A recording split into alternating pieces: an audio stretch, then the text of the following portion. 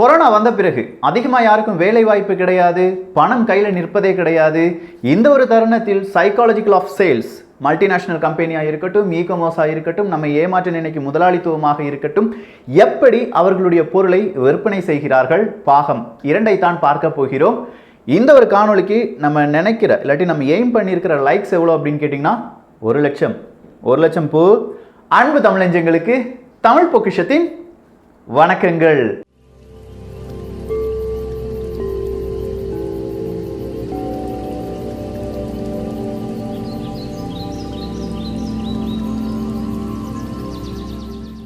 நேற்று 2 காணொலி போடுறேன்னு சொன்னீங்க, ஒரு காணொலியோடைய நிப்பாட்டி கேட்டிங்களே அப்படின்னு கேட்டால், குவான்டிட்டியை விட குவாலிட்டி எல்லாருமே எதிர்பார்க்குறாங்க. ஸோ நம்ம போடுற வீடியோ நல்ல குவாலிட்டியாக தரமாக இருக்கணும் அப்படின்னு சொல்லி நானும் நம்புகிறேன், நானும் நினைக்கிறேன். அதை தான் நீங்களும் விரும்புவீங்க நான் நினைக்கிறேன். ஏன்னா சில விஷயங்கள் நம்ம எடுத்தோம் கவிழ்த்தோம் அப்படின்லாம் சொல்லி பேச முடியாது. அதுக்கான ப்ரூஃப் எனக்கு அது ஃபுல்லாக கம்ப்ளீட்டாக என் மைண்டில் நிற்கணும். ஓகே, நம்ம சொல்கிறது கரெக்ட் தான் அப்படின்னு சொல்லி எனக்கு தோணணும். அதை தான் நான் உங்ககிட்ட வந்து ப்ரெசென்ட் பண்ண முடியும். அதனால தான். ஸோ தயவு செஞ்சு அதை யாரும் தவறாக நினைக்காதீர்கள். இந்த ஒரு பதிவு நிறைய நேரத்தில் நம்ம ஏமாற்றப்பட்டிருக்கிறோம் அப்படிங்கிறத தெள்ள தெளிவாக சாணியில் விளக்குமாறு அடித்து நம்ம மூஞ்சில் அடிக்கிறதுக்கு துல்லியமாக இருக்க போகுது. ஸோ கேட்கும்போது பதறும், நெஞ்சம் கொஞ்சம் பதறும், இல்லாட்டி இப்படிலாம் நடக்கும் அப்படின்னு சொல்லி யோசிப்பீங்க. ஆனால் இதெல்லாம் உண்மைதான். ஸோ முதல் விஷயம் என்ன அப்படின்னு கேட்டிங்கன்னா, கிரைஸ்லர் அப்படிங்கிற ஒரு காரை பற்றி நாம் பார்க்க வேண்டும். காரா எடுத்த உடனே ஆடம்பர பொருளுக்கு போகிறியே அப்படின்னு கேட்டால் இல்லை. இந்த கிரைஸ்லர் அப்படிங்கிற கார் 1980களில் அப்படியே நட்டம் வந்துருச்சு. வேறு வழியே இல்லை, அந்த ஓனர் விட்டுட்டு ஓடிட வேண்டியது அந்த கம்பெனியை விட்டுட்டு. ஸோ அவர் திடீர்னு ஒரு அறிவிப்பை கொடுக்கிறார். அந்த கிரைஸ்லர் அப்படிங்கிற அந்த காரினுடைய நிறுவனர் ஒரு அறிவிப்பை கொடுக்கிறார். இந்த கார் வாங்கின 30 தினங்கள் நீங்கள் அதை ஓட்டி பழகி கொள்ளலாம். யாருக்காவது அதனுடைய தரம் பிடிக்கவில்லை என்றால் திரும்ப நீங்கள் தந்துடலாம். 30 நாள் மணி பேக் கேரண்டி. இது நடந்தது 1980ங்க, 2020 கிடையாது.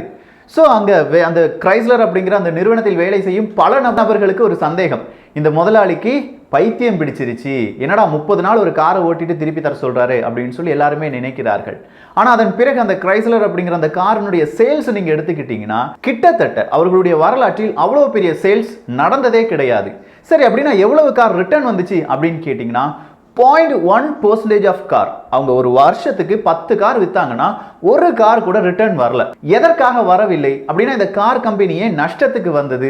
இதை நாம் ஆழமாக யோசிக்க வேண்டும். போன பதிவில் ஒரு விஷயத்தை பார்த்தோம், FOMO, fear of missing out அப்படிங்கிறது தான். நமக்கு கிடைக்காம போயிருமோ அப்படிங்கிற ஒரு விதமான பயம். இந்த பயம் எதற்காக ஏற்படுத்தப்படுகிறது, எப்படி ஏற்படுத்தப்படுகிறது அப்படின்னு கேட்டிங்கன்னா, உங்களுக்குள்ள இது தேவை என்று அவர்கள் சொல்ல மாட்டார்கள்.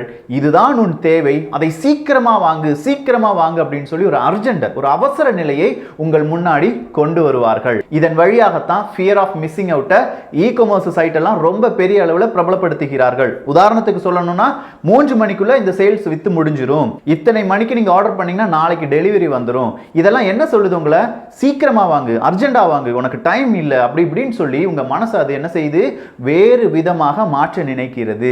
சரி, இந்த ஃபியர் ஆஃப் மிஸ்ஸிங் அவுட் அப்படிங்கிறதுக்கும் இப்போ நம்ம பார்த்தோமே இந்த கார் கிறிஸ்லர் அப்படிங்கிற கார், இதற்கும் என்ன தொடர்பு இருக்கு அப்படின்னு கேட்டிங்கன்னா, இந்த இடத்துல அந்த காரை வாங்கிட்டு போனவங்க 30 நாள் மணி பேக் கேரண்டி கொடுத்துட்டார் நிறுவனர். காரை வாங்கிட்டு போறாங்க.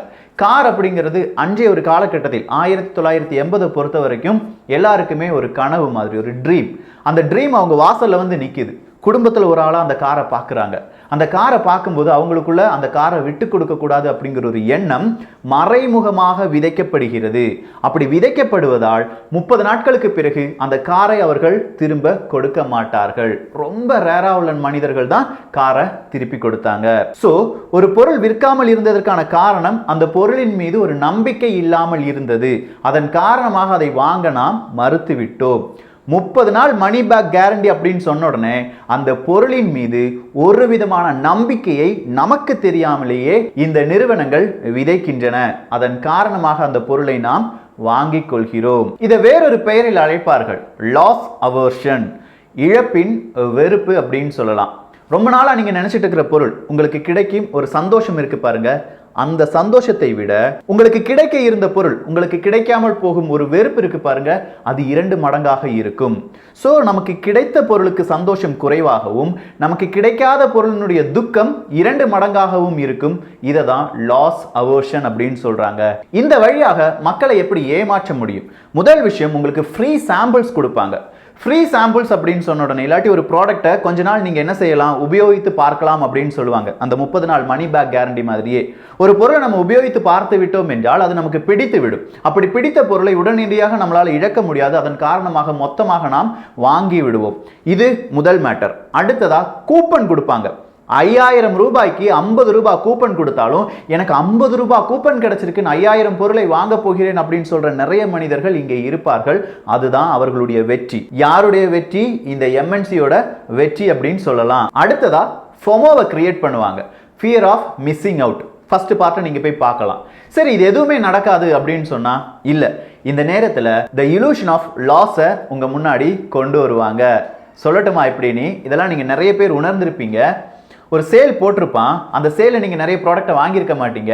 அடுத்த நாள் நீங்க அந்த வெப்சைட் ஓபன் பண்ணி பார்க்கும்போது you mist this offer yesterday. போன முறை நீங்கள் இந்த ஒரு ஆஃபரை தவற விட்டு விட்டீர்கள், இந்த முறை கிராப் பண்ணிக்கோங்க, உடனே வந்து பிடிச்சுக்கோங்க, இந்த உங்களுக்கான ஆஃபர், இந்த ஷார்ட் டைம்ல மட்டும், இந்த கொஞ்ச நேரத்துக்கு மட்டும் அப்படின்னு சொல்லி ஆஃபர் கொண்டு வருவாங்க. மறுபடியும் நம்ம அந்த பொருளை வாங்குவதற்கான வாய்ப்புகள் இருக்கு. இதை தான் த இலூஷன் ஆஃப் லாஸ் என்று அழைப்பார்கள். இதுக்கெல்லாம் நான் எழுந்திர மாட்டேன், லாஸ் அவர்ஷன் FOMO பத்திலாம் எனக்கு தெரிஞ்சிருச்சுப்பா, நான் வந்து ஆஃபர்ல வர்றதான் வாங்குவேன் அப்படின்னு சொல்ற நிறைய நபர்கள் இருப்போம்ல, அவங்களுக்கானது தான் பிரைஸ் ஆங்கரிங். பிரைஸ் ஆங்கரிங் அப்படின்னு சொல்றதுக்கு சிறந்த உதாரணம், உங்களுடைய நண்பனோ உங்களுடைய தோழியோ உங்களுடைய உறவினரோ இல்லாட்டி உங்களுடைய பக்கத்து வீட்டு நபரோ யாரோ ஒரு ஆள் வந்து சொல்லுவாங்க, நான் நேற்று அந்த கடைக்கு போனேன், 50 ரூபாய் போட்டிருந்தாங்க, ஆனால் ஆஃபரில் எனக்கு 30 ரூபாய்க்கு தந்துட்டாங்க, 3 பொருள் நான் வாங்கிட்டு வந்தேன், 100 ரூபாய் தான் ஆச்சு அப்படின்னு சொல்லுவாங்க. ஸோ 50 ரூபாய்க்கு இருந்த ஒரு பொருள் திடீர்னு 30 ரூபாய்க்கு விற்கப்படுகிறது. ஏன் இந்த ஒரு வித்தியாசம்? பல நாட்களாக இருந்த ஒரு பொருள் திடீர்னு விலை குறைச்சாங்கன்னா சரின்னு சொல்லலாம்.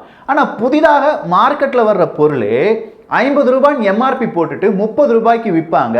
இதை ஆஃபர்னு சொல்லுவாங்க. அதை நம்ம நம்பி வாங்கி ஏமாந்து விடுவோம். இதை பிரைஸ் ஆங்கரிங் என்று சொல்வார்கள். இதில் ஆங்கர் பிரைஸ் என்ன அப்படின்னு கேட்டிங்கன்னா 50 ரூபாயும், விற்பனை பிரைஸ் என்ன அப்படின்னு கேட்டிங்கன்னா 30 ரூபாயும், இதில் கம்பெனிக்கு லாபம் எவ்வளவு அப்படின்னு கேட்டிங்கன்னா 10 ரூபாயுமாக இருக்கும். ஸோ நீண்ட நாட்களாக ஒரு மார்க்கெட்டில் இருக்கிற ஒரு பொருளுக்கு 10,000 ரூபாய் விலை இருந்தது, திடீர்னு அதை ஒரு 50% டிஸ்கவுண்ட் பண்ணி 5,000 ரூபாயா இருந்தால் நீங்கள் வாங்கலாம். ஆனால் மார்க்கெட்டில் இன்னைக்கு தான் ஒரு பொருள் வருது, அந்த பொருளுக்கு நாங்கள் 50% டிஸ்கவுண்ட் தாரோன்னு சொன்னால் நீங்கள் அங்கே ஏமாற்றப்படுகிறீர்கள். அதற்கான வார்த்தை என்ன? பிரைஸ் ஆங்கரிங் வழியாக. சரி, இப்படி நான் ஏமாந்திருக்கேன், இதே மாதிரி வேற ஏதாவது விஷயம் இருக்கிறதா அப்படின்னு கேட்டீங்கன்னா த ஃப்ரீக்வன்சி ஆஃப் இலூஷன் மற்றும் பிரைமிங் அப்படிங்கிற 2 வார்த்தைகளை நாம் தெரிந்து கொள்ள வேண்டும். இதெல்லாம் மார்க்கெட்டிங் படிச்சவங்களுக்கு தெரியுங்க, சாதாரண மக்களுக்கு புரியுற மாதிரி நம்ம சொல்லிட்டு இருக்கோம். So the frequency of illusion அப்படின்னு சொன்னா, தினசரி நீங்க டெலிவிஷன்லயோ இல்லாட்டி உங்களுடைய நியூஸ் பேப்பர்லயோ இல்லாட்டி உங்களுடைய மொபைல் போன்லயோ ஏதாவது ஒரு ப்ராடக்ட்டை ஏதாவது ஒரு அட்வர்டைஸ்மெண்ட்டை பார்த்துருப்பீங்க. அன்னைக்கு நீங்க வெளியில போவீங்க, வெளியில போயிட்டே இருக்கும்போது உங்கள் நண்பன் அதே ப்ராடக்ட்டை சொல்வதற்கான வாய்ப்புகள் இருக்கு. மறுபடியும் நீங்க அப்படியே நடந்து போயிட்டு இருப்பீங்க, இல்லாட்டி எங்கேயாவது உட்கார்ந்துருப்பீங்க, உங்க முன்னாடி பெரிய ஒரு டிஜிட்டல் பேனர் இருக்கும். அந்த பேனர்லயும் நீங்க காலையில பார்த்த அட்வர்டைஸ்மெண்ட் இருக்கும். நீங்க மறுபடியும் ரெஸ்டாரண்ட்டுக்கு போகலான்னு நினைப்பீங்க, அந்த ரெஸ்டாரண்ட்ல போய் உட்கார்ந்துருக்கும் போது மறுபடியும் அந்த அட்வர்டைஸ்மெண்ட்ல வந்த ஏதோ விதமான சில புகைப்படங்கள் உங்களுடைய கண்களுக்கு முன்னால் வருவதற்கான வாய்ப்புகள் இருக்கு. இதை தான் த ஃப்ரீக்வன்சி இல்லூஷன் அப்படின்னு சொல்லுவாங்க. த ஃப்ரீக்வன்சி இல்லூஷனுக்கும் பிரைமிங் அப்படிங்கிறதுக்கும் ரொம்ப நெருங்கிய தொடர்பு இருக்கிறது. பிரைமிங் அப்படின்னு சொன்னா, சின்ன வயசுல நம்ம ஒரு விளையாட்டு விளையாண்டுருப்போம். அம்மா அப்படின்னு சொன்ன உடனே அம்மா பேஸ் பண்ணி ஒரு சென்டென்ஸை அமைத்து ஒரு வாக்கியத்தை அமைத்து அந்த நண்பர்களிடம் சொல்ல வேண்டும். பச்சை அப்படின்னு சொன்ன உடனே பச்சை நிறத்தில் இருக்கும் பலவிதமான செயல்களை இல்லாட்டி பொருட்களை நாம் சொல்ல வேண்டும். இப்படி சின்ன பிள்ளையா இருக்கும்போது இதெல்லாம் நம்ம விளையாண்டுருப்போம். ஆனால் நீங்கள் என்னைக்காவது நினைச்சிருக்கீங்களா, நீங்கள் சாப்பிட்டுட்டு இருக்கும்போது ரெட் கலரை பார்த்தீங்கன்னா உங்களுக்கு கொக்கோ கோலா குடிக்கணும்னு தோணும். உங்கள் நண்பர்களிடம் புகைப்படத்தை பற்றி பேசிக் கொண்டிருக்கிறீர்கள், உங்களுக்கு நிக்கான் கேமரா தெரியும் அப்படின்னு சொல்லியிருந்தீங்கன்னா, ஏதாவது மஞ்சள் நிறத்தை பார்க்கும்போது உங்களுக்கு நிக்கான் அப்படிங்கிற கேமராவின் அந்த ஒரு பெயரோ இல்லாட்டி அந்த ஒரு கேமராவினுடைய புகைப்படமோ உங்கள் மனதில் வரும். இதை என்ன சொல்லி அழைப்பார்கள் என்று கேட்டால் கலர் சைக்காலஜி அப்படின்னு சொல்லுவாங்க. இதுக்கும் இந்த இலூஷன், இந்த ஃப்ரீக்வன்சி இலூஷனுக்கும் ரொம்ப பெரிய தொடர்பு இருக்குன்னு சொன்னேன். அதற்கான காரணம், உங்களை சுற்றி நீங்கள் பார்க்கும் ஒவ்வொரு ப்ராடக்ட்டுக்கும் ஒவ்வொரு எம்பளம், அமேசானா இருக்கட்டும், ஆப்பிளா இருக்கட்டும், ஆப்பிள் ஏன் வெள்ளை நிறத்தில் ஒரு ஆப்பிள் கொடுத்துருக்காங்க, அமேசானுக்கு கீழே ஏன் ஒரு ஸ்மைலி கொடுத்துருக்காங்க, இதற்கு பின்னாலெல்லாம் இந்த கலர் சைக்காலஜி என்பது இருக்கிறது. சாதாரணமா மஞ்சள் என்பது ஒரு அமைதிக்கான ஒரு நிறம், சிவப்பு என்பது ஒரு கோபத்துக்கான நிறம் அப்படின்னு சொல்லி அப்படி சொல்லிட்டு போறது கிடையாதுங்க. இந்த கலர் சைக்காலஜி படிப்பதற்காகவே விஞ்ஞானிகள் 12 வருடங்கள் அவர்களுடைய உழைப்பை போட்டிருக்கிறார்கள். எதற்காக அப்படின்னு கேட்டீங்கன்னா, இந்த உலகில் இருக்கும் அத்தனை மனிதர்களையும், அது ஹிந்துவா இருக்கட்டும், இங்கிலீஷ் பேசுறவனா இருக்கட்டும், சைனீஸா இருக்கட்டும், இல்லாட்டி குளிர் பிரதேசத்தில் வாழ்பவனாக இருக்கட்டும், இல்லைனா பகல் நேரங்களில் வேலை செய்பவனாக இருக்கட்டும், இவர்களை வைத்து மிகப்பெரிய ஒரு சர்வே என்பது நடத்தப்படுகிறது.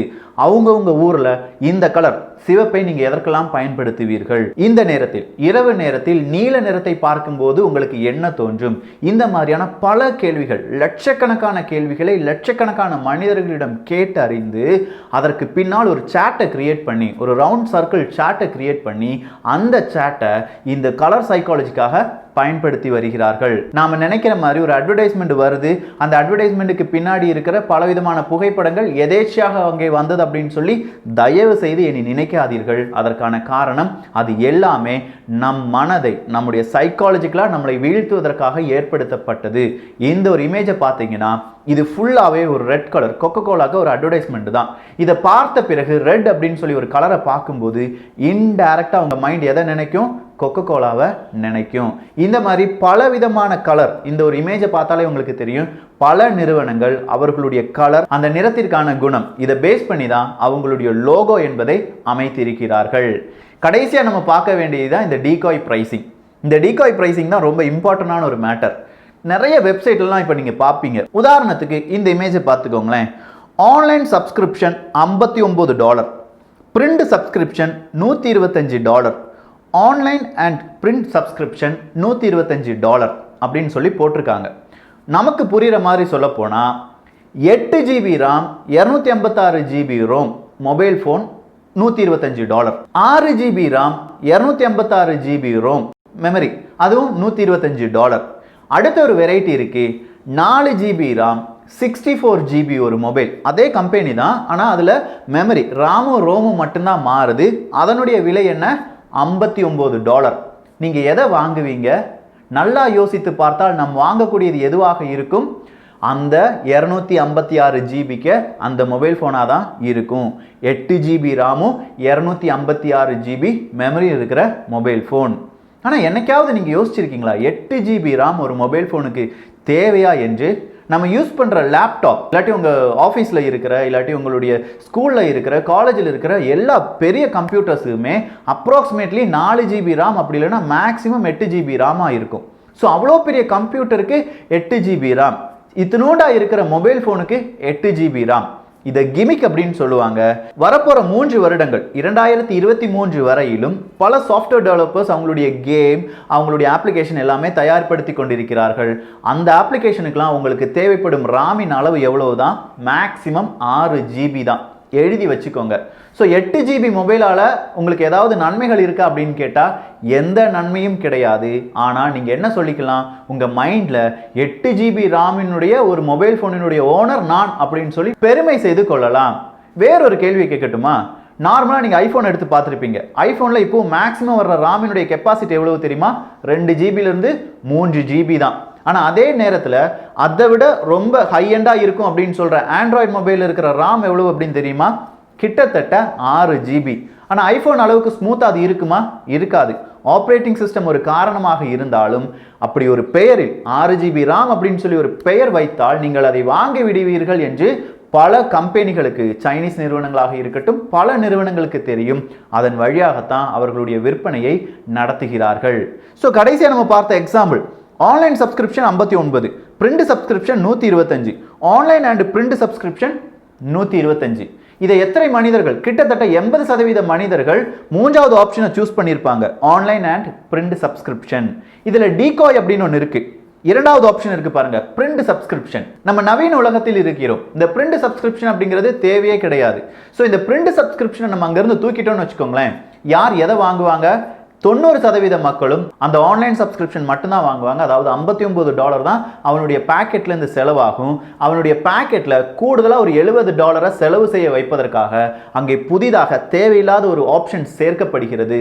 அந்த ஆப்ஷனை தான் நம்ம கம்பேர் பண்ணி பார்ப்போமே தவிர நமக்கு உண்மையான தேவை என்ன என்பது நம்மளால் உணர்ந்து கொள்ள முடியாது. நான் சொன்ன இந்த விஷயங்கள் உங்களுக்கு நன்றாக புரிய வேண்டும் என்றால் பாகம் 1 மறுபடியும் கேட்டு விடுங்கள். அதன் பிறகு ஒரு இ-காமர்ஸ் சைட் ஃப்ளிப்கார்ட் அப்படி இல்லைன்னா அமேசான், இதில் எதுலையாவது போய் உங்களுக்கு தேவையான ஒரு பொருளை தேடி பாருங்கள்.